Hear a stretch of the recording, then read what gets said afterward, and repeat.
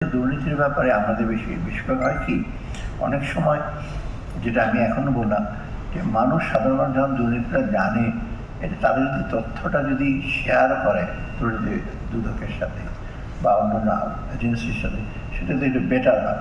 কারণ দুদকের অফিসাররা কিন্তু কয়েকজন অল্প সংখ্যক সবাই তার ইনফরমেশনটা হয়তো পাবে না, কিন্তু যারা আমরা সমাজের দিক থেকে যদি ইনফরমেশন তথ্যটা যদি আমরা জানাই, কারণ ইনফরমেশন ইজ পাওয়ার, এটা জানালে কিন্তু তার একটা সহায়ক হয়।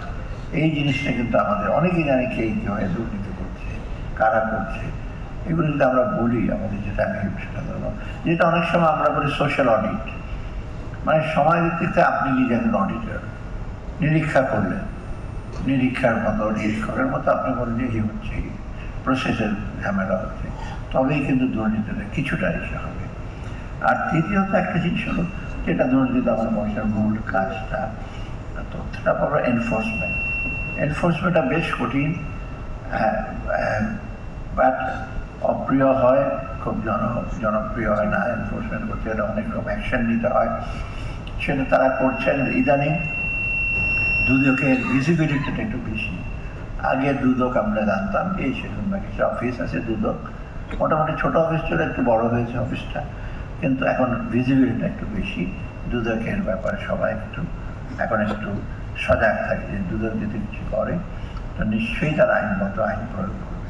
সেটা আমি মনে হয় এই জন্য দুদককে আমি আমার আন্তরিক অভিনন্দন জানাই। 2007 সালে ইনফ্যাক্ট আমি যখন গভর্নর ছিলাম তখন সই করা হয়েছিল ওটা, United nation convention against corruption. মূল জিনিসটা হলো সার্বিকভাবে দুর্নীতিকে আমরা কেন বিবেচনা করি।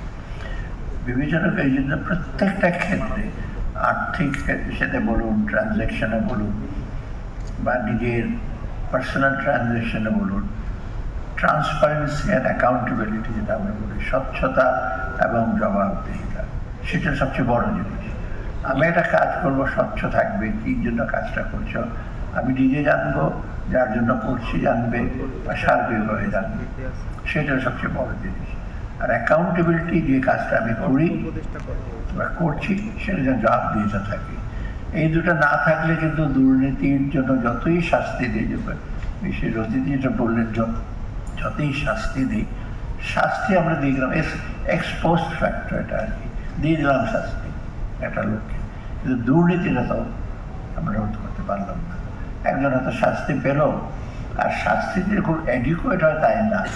এই যে হাজার হাজার কোটি টাকা নিয়ে গেল, তাদের শাস্তি কী দেবেন? সারা জীবন জেলে থাকলেও শাস্তির তো সে সঠিক শাস্তি হলো না। আর যেটা ক্ষতি দেশের জন্য করেছে, জনগণের জন্য ক্ষতি, সেটা তো আপনি সে ক্ষতিটা কাটিয়ে উঠতে পারবেন না। অতএব আমাদের দুর্নীতির জন্য কয়েকটা জিনিস আমি একটু দৃষ্টি আকর্ষণ করি।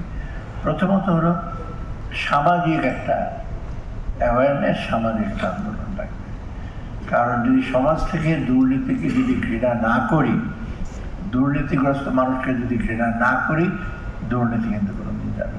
আপনার মনে আছে কিনা জানি না, আমরা যখন ছোট ছিলাম খুব কমই শুনতাম দুর্নীতিগ্রস্ত লোককে আমরা দূর থেকে, আমার বাবারও অ্যাভয়েড করতো যে লোকটা একটু করাপশন করে, এই দূরে থাকি।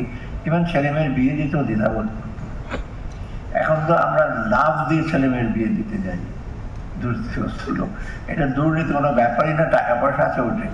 এখন এই সামাজিক যদি অ্যাওয়ারনেসটা না থাকে, যে ভদ্রলোক দুর্নীতি করে তার তো কোনো স্টেক নাই, শাস্তি তো হয়ই না, সামাজিক দিক থেকে কোনোভাবে তারা